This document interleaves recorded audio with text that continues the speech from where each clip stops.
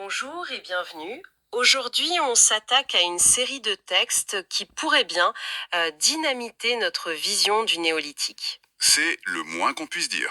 On va explorer les théories de Safa Kashmaz qui remettent en question à peu près tout ce qu'on croyait savoir sur des sites aussi célèbres que Göbekli Tepe et Karahan Tepe en Turquie. Hmm, Nos sources sont des extraits de ces ouvrages et ils proposent une lecture pour le moins dérangeante. oui. Imaginez que ces sites, qu'on interprète souvent comme des temples dédiés à la virilité, à la puissance masculine, Oui, à la chasse. voilà, imaginez qu'ils soient en réalité les centres d'un système sophistiqué de rituels de castration. C'est la thèse provocatrice qu'on va décortiquer ensemble. C'est plus qu'une provocation, c'est un renversement complet de perspective. La thèse de Safa Kashmas, en fait, c'est qu'on est passé à côté de l'essentiel. C'est-à-dire, Pour lui, il ne s'agit pas du tout d'un culte de la fertilité, mais de son strict contraire, une institutionnalisation de la castration, adamlik en turc, et de la stérilisation. d'accord, Et tout ça, comme un mécanisme social fondamental, il avance un concept clé, une loi biologique de l'alliance. une loi biologique? L'idée, c'est que ces rituels n'étaient pas des actes de violence gratuite, mais une solution extrêmement sophistiquée à des problèmes vitaux pour ces premières communautés. Lesquels par exemple? Comment gérer les lignées?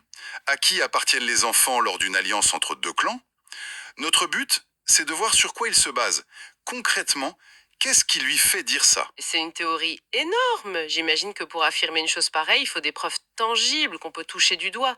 Qu'est-ce qu'on a retrouvé sur ces sites qui irait dans ce sens? C'est là que ça commence. Les sources nous ramènent directement aux sculptures de 40 TP, de Saybourch. Hmm, On y voit des figures d'hommes adultes, presque toujours dans la même posture, les mains jointes sur le ventre, ou la main droite qui tient le pénis. d'accord. Mais le détail qui change tout, et que Katchmaz met en avant, c'est que le phallus est très souvent représenté comme étant coupé, percé ou écrasé. Ah ouais. Il ne s'agit pas d'exhiber un symbole de puissance, mais de montrer son ablation, sa neutralisation. D'accord, mais pour jouer l'avocate du diable, l'interprétation la plus courante, celle de l'archéologue Nekimi Karoul par exemple, parle de cérémonie d'initiation. Oui, un rite de passage. C'est ça, un rite de passage à l'âge adulte, ça semble plus simple, non? Une sorte de test d'endurance pour devenir un homme. C'est une interprétation logique, mais Katchmaz y oppose un argument très simple. Regardez les statues. Ce ne sont pas des adolescents. Ce sont des adultes. Ce sont des hommes faits, barbus, musclés. Le rituel ne vise donc pas à devenir un homme, mais à changer de statut en tant qu'homme adulte. D'accord. À cesser d'en être un, du moins au sens reproductif du terme. C'est un acte de renonciation, pas d'accession. Et c'est là que ça devient vraiment étrange. Un des textes mentionne une découverte à Mezra Teleyat, plus de 600 statuettes de phallus, toutes ensemble. 600, oui. 600. L'archéologue responsable, Mehmet Özdegan, a parlé avec humour d'un effet sex shop, ce qui est une image assez marquante. C'est une image, oui. Mais pour Katchmas, c'est pas drôle du tout. Ah non. Pas du tout. Pour lui, c'est exactement le contraire d'un sex shop. Il y voit la plus ancienne preuve matérielle d'un culte d'offrande du pénis. Une offrande. Ces objets ne seraient pas des symboles de désir ou de fertilité à vénérer, mais des ex-voto, des offrandes faites après le sacrifice. Ah, d'accord. Le phallus n'est pas l'objet du culte, il est l'objet du sacrifice. Ça change absolument toute la lecture du site. On n'est pas dans la célébration du dieu père, comme le suggère Özdogan, Non. mais dans une cérémonie où le père sacrifie sa capacité à procréer. Tout s'emboîte d'une manière assez glaçante. La posture des mains qui protègent la zone blessée, les marques sur les statues et cette accumulation de phallus détachés. C'est ça. Tout ça raconterait une seule et même histoire, de renoncement. C'est la cohérence de l'explication qui est frappante. Chaque détail archéologique qui semblait étrange ou isolé, il trouve sa place dans ce puzzle. D'accord, l'archéologie nous donne des indices visuels, mais une pratique aussi radicale, aussi fondamentale pour la société, a dû marquer les esprits, non? Est-ce qu'on en trouve des échos dans les grandes histoires que ces peuples se racontaient? Absolument. Et ça, c'est le deuxième pilier de argumentation. Il soutient que cette loi biologique est encodée dans les mythes les plus anciens de l'humanité. D'accord. Il prend l'exemple le plus connu, la Théogonie d'Hésiode, un des textes fondateurs de la mythologie grecque.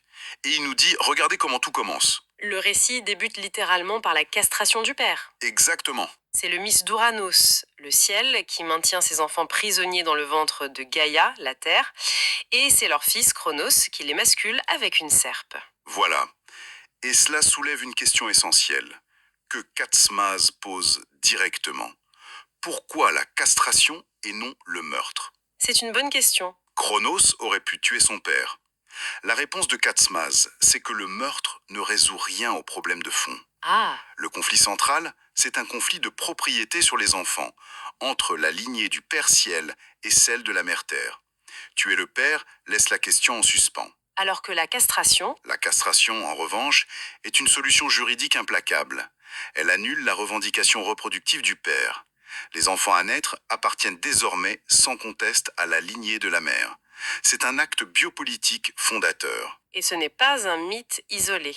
Les sources citent le mythe hittite de Kumarbi qui est encore plus direct. Oui, Kumarbi attaque le dieu du ciel Anu et l'émascule en lui mordant les organes génitaux. C'est une variante mésopotamienne, mais le motif est identique. c'est le même schéma. Et Kashmaz va même jusqu'à proposer une connexion linguistique audacieuse. Il relie le nom Kumarbi à Abraham, c'est-à-dire Abraham. Comment il justifie un lien pareil? Alors ça, c'est une de ces hypothèses les plus provocatrices. Il suggère qu'on pourrait avoir affaire à une métathèse. Une inversion de syllabes. C'est ça, une inversion de son qui se produit souvent dans la transmission orale des mythes sur de très longues périodes. Le nom Kumarbi pourrait être un écho inversé de Abraham. L'idée, c'est pas tant de prouver une filiation directe, mais de montrer que ces figures mythologiques, qu'elles soient ourites ou sémitiques, sont toutes aux prises avec la même problématique, la lignée, l'alliance et le sacrifice nécessaire pour la garantir. Pour lui, ces mythes ne sont pas des fantasies, Ce sont des archives. ce sont des archives culturelles. D'accord, donc on a les pierres et on a les histoires. Mais si ce système était le socle de la société pendant des millénaires, il n'a pas pu disparaître du jour au lendemain. Est-ce qu'il en reste des descendants, des échos culturels? C'est là que sa démonstration devient peut-être la plus convaincante. Selon Kaczmaz, la pratique n'a pas disparu. Ah non, Elle s'est transformée, elle s'est sublimée. Il prend l'exemple de la tradition syriaque, qui est historiquement très ancrée dans la région même de Göbekli Tepe, autour d'Urfa. la tradition syriaque, qu'est-ce qu'elle a de particulier? Dans cette branche du christianisme, il y a une obligation de célibat à vie pour les prêtres, les évêques, jusqu'au patriarche. Oui, bien sûr. Pour nous, c'est un précepte moral, une question de pureté, mais Katzmaz y voit tout autre chose. L'héritage culturel direct de l'ancienne classe des castrates. Vraiment? L'interdiction d'avoir des enfants, ce n'est que la continuation, sous une forme socialement acceptable, d'une ancienne loi biologique qui interdisait la reproduction à une certaine catégorie d'hommes. Pour en faire les garants de l'alliance. Exactement. La fonction sociale reste, mais la forme physique a changé. Donc le célibat des prêtres ne serait pas une question de morale, mais un vestige d'une structure sociale néolithique. Oui. C'est une idée folle. Y a-t-il d'autres preuves de cette survivance? Oui. Et une preuve juridique cette fois. Une des sources cite une loi édictée par le roi Abgardédès, l'actuel Urfa. D'accord. Cette loi décrétait que la main de tout homme qui se châtre lui-même sera coupée. Waouh! C'est une preuve incroyable. Ça signifie que l'autocastration était une tradition si profondément ancrée que le pouvoir a dû légiférer de manière extrêmement violente pour tenter de l'éradiquer. On ne fait pas une loi pareille contre une pratique qui n'existe pas. On est d'accord. Et il va encore plus loin, jusqu'aux traces linguistiques. Des expressions locales à Urfa comme Chukiemek, manger le pénis, ou Dachakiemek, manger les testicules. Attendez. Vous êtes en train de dire qu'une insulte de rue aujourd'hui pourrait être la mémoire fantôme d'un rituel de 12 000 ans. Ça me paraît difficile à croire. C'est vertigineux, je sais, mais il explique que la langue est incroyablement conservatrice. Des expressions peuvent survivre comme des fossiles, longtemps après que leur sens originel a été oublié. Comme toucher du poids? Exactement. On le fait sans plus penser aux esprits des arbres. Casmas suggère que c'est le même phénomène.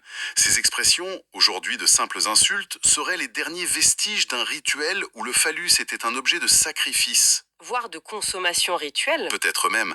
La mémoire du geste est partie, mais l'écho sonore est resté, figé dans la langue. C'est fou. Alors, mettons tout ça ensemble. L'archéologie, les mythes, ces survivances. Quel était le but final de ce système qui nous semble aujourd'hui si brutal? Si on prend de la hauteur, Casmas affirme qu'il s'agit de la toute première grande institution biopolitique de l'histoire. Rien que ça. C'est le moment où le contrôle de la reproduction est retiré à l'individu et confié à l'autorité collective. Et pourquoi? Pour résoudre le problème numéro un de toute société complexe, comment créer des alliances durables entre des groupes qui ne sont pas de la même famille? Et la castration résout ça? De manière définitive, les enfants appartiennent au clan maternel. L'homme castré, le Haji Markek, et la femme stérile, la Kusurkadon, ne sont alors plus des figures maudites ou marginales. Au contraire, Au contraire, ils deviennent une classe sacrée. Ils sont les garants vivants de l'alliance. les sources citent Abraham et Sarah comme un prototype de cette catégorie, donc leur fameuse stérilité, ce ne serait pas une malédiction que Dieu finit par lever, mais Leur statut. leur fonction sacrée. Exactement. Dans cette lecture, leur stérilité n'est pas un bug, c'est une feature. C'est la condition nécessaire à leur rôle de fondateur d'une alliance qui n'est pas basée sur la simple biologie, mais sur un pacte. Ils incarnent cette catégorie de stériles sacrés. Cette idée de marquer le corps pour signifier son appartenance à un pacte, une alliance, ça me fait inévitablement penser à des pratiques plus récentes. Est-ce que Katsmas fait un lien avec, par exemple, la circoncision? C'est un de ses arguments les plus puissants. Pour lui, la circoncision, sunnet en turc, n'est pas une tradition qui serait née en Égypte ou dans le judaïsme, comme on le pense souvent. Non, Non. C'est la forme symbolique et adoucie de ces rituels de castration bien plus anciens et universels. c'est logique. Une simple coupure remplace l'ablation complète, mais la logique sous-jacente reste la même. Marquer le corps pour signifier l'appartenance à une alliance et la soumission de la reproduction individuelle à la loi collective. C'est le même contrat avec une clause moins radicale. Tout à fait. Et si on suit cette logique, la portée de son argument devient mondiale. Il ne s'agit plus seulement de Göbekli Tepe. Il souligne que des rituels similaires existent chez les aborigènes d'Australie, dans certaines tribus amérindiennes ou en Afrique. Oui, il parle d'une pratique qui s'étend sur 12 000 ans et 12 000 kilomètres. Ce n'est plus une coutume locale. C'est un phénomène humain fondamental. C'est pourquoi il est si critique envers les interprétations qui restent locales. Quand Nejmi Karoul parle de cérémonie d'initiation, ou que Mehmet Öz Dogan évoque un culte du dieu père, pour Kaçmaz, ce sont des impasses. Ils appliquent des schémas modernes. Exactement. Pour lui, l'iconographie ne montre pas la puissance du phallus, mais sa mise sous contrôle. Le père n'est pas divinisé, il est émasculé au profit du collectif. Alors que faut-il retenir de tout ça? Si on suit la théorie de Safa Kaçmaz, notre lecture de Göbekli Tepe est complètement inversée. Complètement. Ce ne sont pas des temples à la gloire de la masculinité, mais les centres d'un système social fondé sur la castration rituelle pour gérer le pouvoir. Le dieu père n'était pas vénéré, le père biologique était neutralisé. C'est ça. Les symboles gravés dans la pierre seraient moins des prières que des contrats juridiques et biologiques. C'est exactement ça. Sa théorie, aussi dérangeante soit-elle, a le grand mérite de créer un récit unique et cohérent qui relie l'archéologie, la mythologie, l'histoire des religions et même le folklore. Tout est lié. Et nous force à regarder ces statues et ces mythes, non pas comme des curiosités primitives, mais comme les archives de la première grande tentative de l'humanité pour construire une société durable. C'est une conclusion incroyablement puissante. Et ça nous laisse avec une dernière pensée pour la route. Les sources qu'on a vues positionnent Abraham et Sarah comme les prototypes de cette catégorie de stériles sacrés. Mm. Si les figures fondatrices des grandes religions monothéistes sont si profondément enracinées dans ce concept, qu'est-ce que cela implique sur les fondements mêmes de nos idées de lignée, de sacrifice et d'alliance avec Dieu? Quelles autres lois biologiques anciennes, quels autres contrats sociaux gravés dans la chair pourraient encore se cacher, bien en vue, au cœur de nos pratiques culturelles les plus sacrées?